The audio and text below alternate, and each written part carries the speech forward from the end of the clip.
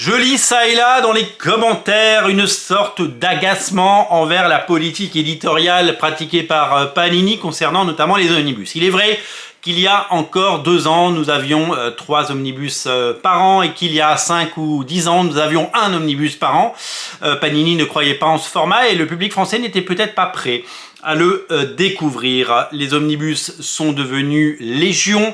Il est sorti 19 omnibus l'année dernière, quasiment 30 omnibus déjà annoncés pour 2023. Ça fait une 50aine d'omnibus en moins de 2 ans. C'est beaucoup, mais le public en redemande. Les omnibus, vous le savez, c'est une des meilleures ventes d'Original Comics. Nous avons à notre petite échelle contribué au succès et à la démocratisation de ce format qui compte des centaines de références aux États-Unis. C'est un format de référence, c'est un format qui cartonne et c'est un format qui compte énormément de fans et d'aficionados. Il y a un nombre de références incroyables aux États-Unis avec des omnibus très recherchés et des omnibus très rares qui se revendent à prix d'or sur les internets.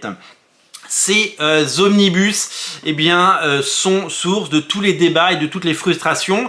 Personne ne peut tout acheter et il y a ce sentiment qui est véhiculé par beaucoup de personnes qui sont très dynamiques et très vives en commentaire, qui refusent de lire des omnibus pour plein de raisons, alors que ça continue à cartonner et qu'on vend beaucoup plus d'omnibus que de Deluxe ou de 100%.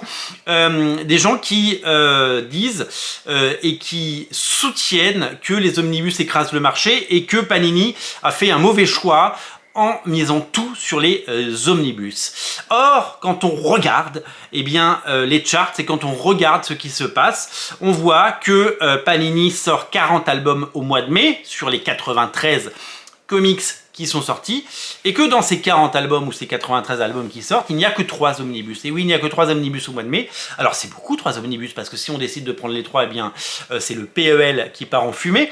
Mais c'est surtout que ces omnibus ont l'air d'écraser médiatiquement le reste, toutes les autres sorties, et qu'ils font véhiculer une fausse image disant que Panini aurait abandonné les autres collections.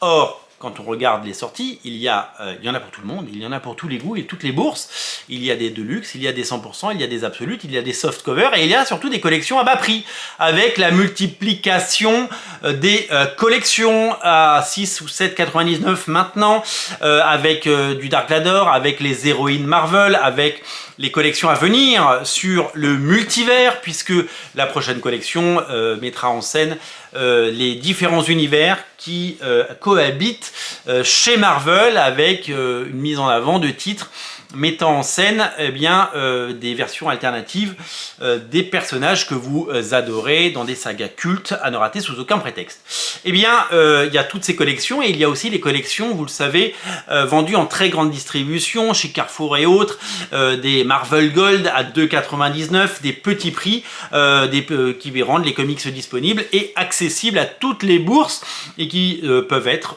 on l'espère, un point d'entrée pour les nouveaux lecteurs, même si on ne sait pas et on ne saura jamais si quelqu'un qui a découvert les comics aujourd'hui à 2,99 chez Carrefour sera un futur lecteur et un futur acheteur de comics. C'est là évidemment tout le débat. Donc nous vivons dans une sorte de miroir déformant où nous parlons des omnibus et nous ne sommes pas les seuls, où les omnibus sont devenus à la fois des objets de convoitise, mais un terrain de crispation. C'est le miroir déformant d'Internet et l'effet de loupe qu'on peut mettre sur une collection plébiscitée et adorée, adulée, autant qu'haïe par une frange de la population et des lecteurs qui soit boycottent, soit n'achètent pas tout simplement, soit militent pour moins d'omnibus.